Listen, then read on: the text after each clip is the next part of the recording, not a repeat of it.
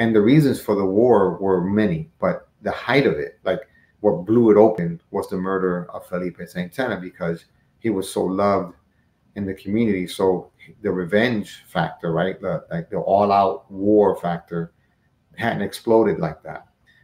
You did have conflicts over drug turf because, again, when you're that close to each other and you're engaged in drug selling, arms dealing, things of that nature, you're going to have competition. It's like any business. So the way to resolve it is not like a business would, where you acquire, another business. No, they go out and they try to take you out, right? So there were those things. There were just natural conflicts, right? I mean, once you spill the blood of someone else, it's very, very difficult to take it back or turn it around. So you have people that were also emotionally injured, right? You killed my cousin, you killed my nephew, you killed my mom, or whatever, and those things don't go away. And so people kept coming at each other. So there were a number of reasons why wars happened, but the thing that blew it open was definitely that murder.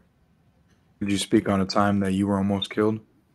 Yeah, I mean, I happened a number of times, and thankfully, I'm here. But I can speak very vividly of a situation when I was at work. I had found a little job, because I didn't want to sell drugs to make money, because my mom was a drug addict, and I just never felt like I wanted to be involved in that stuff. So I did manage to find a little maintenance job at a company that gave me a chance for some reason. Thank you. And the members of one of the gangs were waiting for me outside of my workplace. So I was able to escape out a side door, get in a car, but they also had a car waiting at the front of the building. So when I jumped in, they tried to crash into the car. The guy I was with took off. They followed us, chased us down on Washington Street in Hartford. And we turned on Capitol Avenue, which is one of the main spaces in Hartford.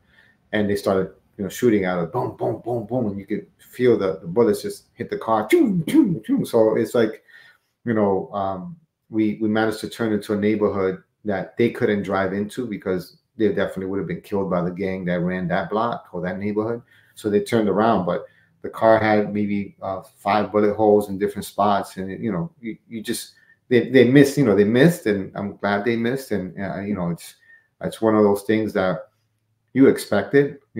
Nobody that happened to as part of a gang would be surprised that you were being shot at, right? So it happened multiple times, and thankfully, I'm here. There were a number of other scenarios where we were the gang I was in was cornered into a house or a building, and the other gangs would spray the whole building, and you had to duck under furniture and things like that, because people were shooting, and people would be shot next to you, and they'd be bleeding, and you'd have to, once all the gunfire stopped, you have to take them to the hospital. So there's a lot of different scenarios where it happened, because the sheer volume of shootings were so high.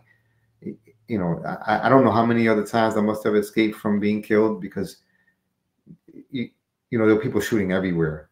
So you didn't know if it was for you or not, but you were definitely at risk, for sure. Hey, thanks for watching this clip. This clip came from one of my interviews I did in the past. Please hit subscribe if you want to get more clips like this.